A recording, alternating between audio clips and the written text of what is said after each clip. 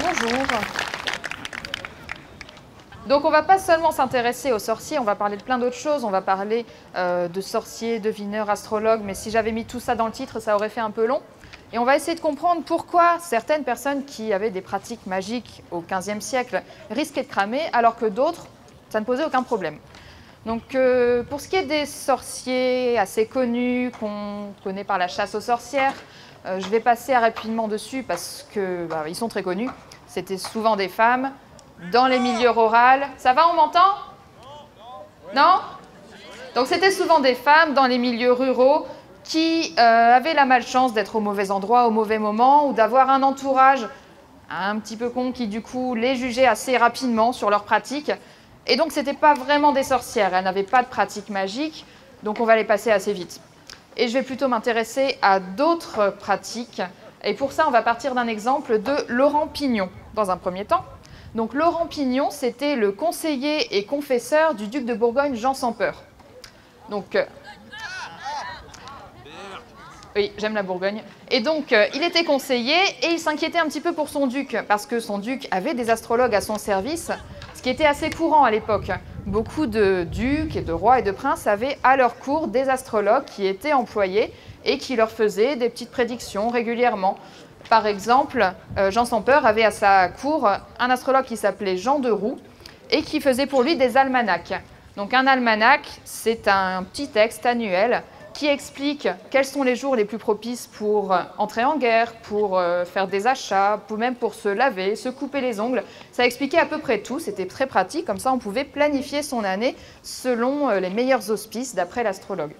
Mais donc Laurent Pignon, le conseiller, s'inquiétait un petit peu que son duc soit autant attiré par l'astrologie. Et donc il rédige pour son duc un traité contre les devineurs. C'est aussi un petit peu parce qu'il était jaloux, que son duc prenne ses conseils auprès d'un astrologue et pas de lui. Donc dans son traité, il définit quelles sont les pratiques magiques qui sont acceptables et quelles sont celles qui méritent d'être condamnées. Donc par exemple, déjà ce qui ne passe pas pour lui, c'est ce qui relève de la magie populaire, les petits sorciers de village. Pour lui, forcément, c'est condamnable. Par exemple, il accuse aussi les astrologues qui fabriquent des images qui sont censées guérir les maladies. Donc c'est très logique, une image qui guérit, c'est à peu près aussi logique que l'homéopathie. Mais bref, il condamne ça. Et... Merci, comme ça je tourne ma page en même temps. Donc il condamne ça, il condamne aussi, par exemple, il fait une différence entre le bon et le mauvais astrologue. Donc le bon astrologue, c'est quelqu'un qui observe les planètes, les étoiles, et qui à partir de là va en tirer des conclusions, mais plutôt générales, par rapport aux phénomènes naturels. Il va dire, par exemple, le temps qu'il va faire, bon ça c'est plus de la météo, il va aussi prédire par exemple les épidémies, les famines qui risquent de se produire pendant l'année. Donc ça reste assez général, ce sont des phénomènes naturels, donc pour l'époque c'est considéré comme de la science. Par contre, le mauvais astrologue, au départ, fait la même chose. Il observe les étoiles, les planètes, mais à partir de là, il prédit l'avenir particulier de quelqu'un. Il fait une prédiction beaucoup plus précise sur une personne, et ça n'est pas acceptable pour Laurent Pignon. Et pourquoi ça n'est pas acceptable? Parce que d'après lui, ça spoile la volonté divine. Puisque la personne qui est censée connaître l'avenir de tout le monde, c'est Dieu. Et alors si un astrologue va raconter ce qui risque d'arriver, c'est un spoiler. Et donc ça met Dieu en colère. Et en plus, ce qui rend ça encore plus condamnable, c'est le fait que la personne qui lui souffle les réponses à l'astrologue, c'est forcément le diable du coup. Parce que la personne qui cherche à mettre Dieu en colère, c'est le diable. Donc les astrologues qui racontent l'avenir d'une personne en particulier sont aidés par le diable. Et voilà pourquoi c'est pas bien. Donc tout ça reste assez vague quand même, parce qu'il ne va pas trop se mouiller à dire l'astrologie c'est nul, puisque son duc la pratique, enfin a des astrologues à son service. Mais donc il dit que l'astrologie c'est pas terrible, mais que si on cède de bons conseillers, ça passe quand même, si on ne se contente pas d'écouter que ses astrologues. Bon, forcément, il ne se mouille pas trop pour que son duc ne soit pas trop en colère à cause de son traité et qu'il continue de l'écouter. Il condamne d'autres pratiques aussi dans son traité, par exemple la ruspicie, quand on consulte l'avenir dans les entrailles d'un animal, ou la nécromancie, quand on demande l'avenir à un cadavre. Donc tout ça est condamné d'après lui. Par contre, on voit bien que dans son traité, il se base sur des textes antiques, parce qu'au XVe siècle, la ruspicie, la nécromancie, ce n'était pas vraiment pratiqué. C'était plutôt des choses de l'Antiquité. Mais bref, d'après lui, donc, il y a les bons et les mauvais astrologues, et il n'est pas le seul à, au début du XVe siècle, écrire des traités contre certaines pratiques magiques. Par exemple, on a aussi Nicole Orem, qui est, donc c'est un homme, hein, Nicolas, qui écrit un traité contre l'astrologie judiciaire. Et dans ce traité, il clash un petit peu les astrologues en disant déjà que les marins et les paysans sont plus à même, d'après lui, de prédire l'avenir que les astrologues. Et il dit aussi que les astrologues font des prédictions très vagues pour être interprétées de plusieurs manières possibles et pour se mouiller le moins possible dans leurs prédictions. Sans déconner. Donc il est très lucide pour son époque. Et à partir de là, donc, pourquoi est-ce que certaines pratiques de sorcellerie risquaient de nous faire condamner alors que l'astrologie avait l'air de passer plutôt bien? Donc il y a plusieurs raisons. Déjà, l'astrologie, c'était une pratique qui était pratiquée pour les plus riches. J'ai beaucoup dit pratique, pardon. Donc c'était fait pour les personnes les plus fortunées, les plus nobles. Il y avait très peu d'astrologues qui se trouvaient dans les campagnes. Ils avaient soit des petits cabinets en ville, soit ils étaient directement employés par un duc ou un prince, et donc ils se trouvaient à la cour quasiment 24 heures sur 24 et faisaient leurs prédictions pour une personne. Donc forcément, si c'est fait pour les pauvres, ça passe pas, mais pour les riches, c'est accepté. Il y a aussi d'autres raisons qui expliquent pourquoi les astrologues étaient mieux tolérés que d'autres pratiques. C'est qu'ils étaient beaucoup plus instruits qu'on pourrait le penser. La plupart avaient fait des études, et surtout des études de médecine. En fait, les astrologues étaient des médecins qui avaient choisi une spécialité astrologie à la fin de leur cursus. Et donc, dans leurs études, il y avait 4 matières qui étaient obligatoires. On appelait ça le quadrivium universitaire. C'était une sorte de socle commun. Et donc, ces matières, je les retrouve, il y avait la géométrie, les mathématiques, l'astrologie et la musique. Donc, c'était 4 matières qu'on étudiait à l'université. Et donc, c'était sérieux puisqu'on l'étudiait à l'université. Donc, l'astrologie, c'est une science, pour l'époque. Autre chose, le lien entre les médecins et les astrologues était très fort, déjà puisque beaucoup étaient médecins à la base, et beaucoup de personnes considéraient que si un médecin ne se servait pas d'astrologie pour soigner un patient, c'était un mauvais médecin. Parce que l'horoscope d'une personne était très utile pour déterminer les jours les plus propices pour effectuer une saignée ou pour effectuer toutes sortes de traitements. Et donc un médecin qui ne consulterait pas l'horoscope de son patient serait un mauvais médecin, comme si de nos jours il voulait faire une transfusion à quelqu'un sans connaître le groupe sanguin de la personne. Donc c'était à peu près aussi grave pour certains à l'époque. Par exemple, dans la bibliothèque de Philippe le Bon, encore un duc de Bourgogne, il y avait un petit texte qui disait quiconque est médecin et ne se sert pas d'astrologie, aucun patient ne se doit mettre entre les mains, en gros. Donc la médecine et l'astrologie étaient très liées pour l'époque. Et puis une autre chose qui explique pourquoi les astrologues étaient mieux acceptés que certaines autres pratiques, c'est qu'ils se prenaient quand même bien la tête pour leurs prédictions. Déjà, ils devaient consulter les positions des planètes, des étoiles, donc ils devaient avoir des instruments, posséder des livres aussi pour ensuite en faire des prédictions. Ils devaient connaître les dates de naissance de tous les personnages importants dont ils voulaient faire les prédictions, parce que c'est à partir de là qu'ils faisaient leurs horoscopes, etc.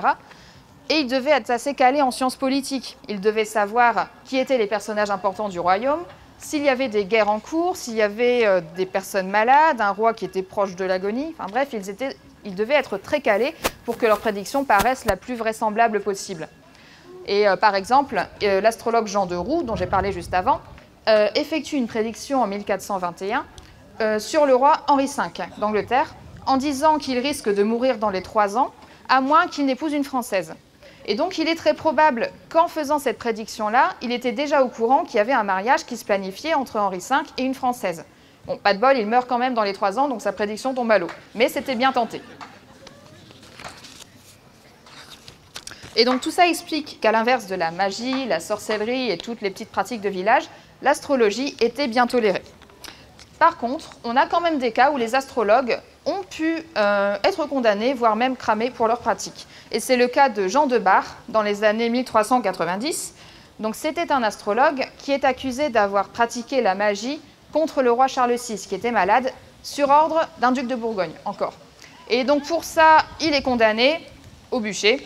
Et donc c'est un astrologue qui est condamné, mais c'est pour une pratique de magie qu'il est condamné, et non pas d'astrologie. Donc ça n'est pas vraiment là l'astrologie qui est condamnée. Mais il arrive aussi qu'un astrologue soit condamné vraiment pour ses pratiques d'astrologie, et c'est le cas dans les années 1490 de Simon de Farre. Donc Simon de Farre, c'est un autre astrologue qui ouvre un cabinet d'astrologie à Lyon dans les années 1480. Donc il a sa petite boutique où les personnes peuvent venir le consulter et il fait une prédiction pour elles. Donc déjà ça, si vous avez suivi, c'est pas terrible puisque du coup il fait une prédiction pour une personne en particulier. Et donc c'est du spoil. Mais bref, ça marche plutôt bien, la boutique tourne, à tel point que le roi actuel qui était Charles VIII vient le consulter régulièrement.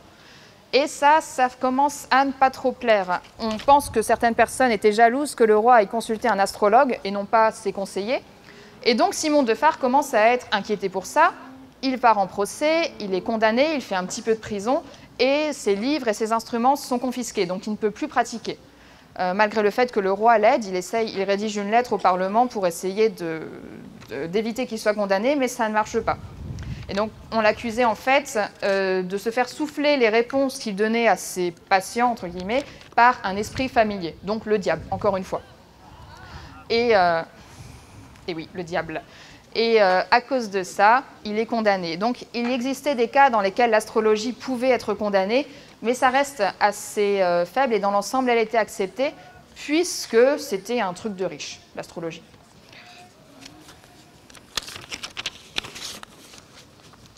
Et donc, je vais terminer, il reste du temps, je pense, oui, il n'y a personne qui me fait de signe, avec un autre procès, un petit peu plus marrant. Donc, c'est encore une fois avec un astrologue. Cette fois, c'est le procès du duc Jean II d'Alençon en 1456. Donc, Jean d'Alençon est un duc qui est accusé de pas mal de choses, d'avoir comploté contre le roi de France au service des Anglais. Enfin bref, un mec pas très sympa. Et du coup, pendant son procès, il y a plusieurs personnes qui sont appelées à témoigner, dont un astrologue qui a été à son service à un moment donné. Cet astrologue, c'est Hans de Saint-Dié. Donc Hans de Saint-Dié a été appelé par le duc Jean d'Alençon qui avait des petits problèmes avec sa femme. Ils étaient mariés depuis 8 ans, mais apparemment au lit, il n'arrivait pas à grand-chose. Donc Hans de Saint-Dié, c'était pas non plus une buse, puisqu'il était à la fois astrologue et chirurgien du roi de Sicile. Donc il avait quand même un poste assez important. Il va au service de Jean d'Alençon, et une fois qu'il lui a expliqué son problème, il lui dit qu'il pense avoir une solution. Il connaît un ermite en Lombardie qui va peut-être pouvoir l'aider. Donc aller consulter un vieux dans une grotte pour régler des problèmes d'impuissance, c'est un petit peu bizarre, mais bon. Il se met en route. Il passe d'abord par Lyon, où il connaît un autre astrologue. Ensuite, il arrive en Lombardie, il trouve son ermite. Et là, les deux astrologues lui donnent la même réponse. Il faut que le duc et sa femme se confessent. Et 3 jours après, ça devrait marcher. Donc il rentre auprès du duc, il lui donne la réponse. Apparemment, ça marche au départ, mais 1 mois après, le duc le rappelle, non, ça, rien ne va plus, toujours pas. Donc il faut qu'il réessaye, qu'il retourne voir l'ermite. Bon, il y retourne, il commence à en avoir un petit peu marre, mais bon, l'ermite lui dit que si le duc a bien fait ce qu'il lui a dit, normalement, ça devrait marcher, il n'y a pas de problème. Donc il repart, mais comme je disais, il en a marre de faire France-Italie pour les problèmes de cul d'un duc. Et il retourne voir l'astrologue de Lyon avant de rentrer chez le duc et lui demande s'il va être payé pour ça, parce qu'il n'a toujours pas été payé depuis le départ. L'astrologue lui dit que non, il ne sera pas payé, donc il repart un peu déçu. Et effectivement, auprès du duc, il n'est pas payé. Et en plus, pendant qu'il était parti, apparemment, les problèmes se sont réglés tout seuls. Donc c'était bien la peine d'aller consulter un astrologue pour ça. Mais cet exemple nous montre que parfois les astrologues avait aussi un lien assez fort avec la magie et pas seulement juste l'observation des planètes, puisque le duc pensait qu'il avait été ensorcelé, et c'est pour ça qu'il a consulté un astrologue et qu'il a essayé de chercher une solution. Donc si on peut résumer cette conférence, le mauvais astrologue, mauvais sorcier, mauvais ce que vous voulez, c'est la personne qui effectue ses pratiques magiques, divinatoires, mais en s'aidant du diable, ou alors en le faisant pour les pécores, en étant pécore. Et donc ça ne passe pas. Par contre, le bon sorcier, astrologue, ce que vous voulez, c'est la personne qui effectue ses prédictions en observant les planètes, mais il le fait pour des personnes haut placées et il a fait des études pour ça. Donc ça passe. Et à partir de là, il peut écrire ce qu'il veut dans ses prédictions, ça sera toléré. Merci.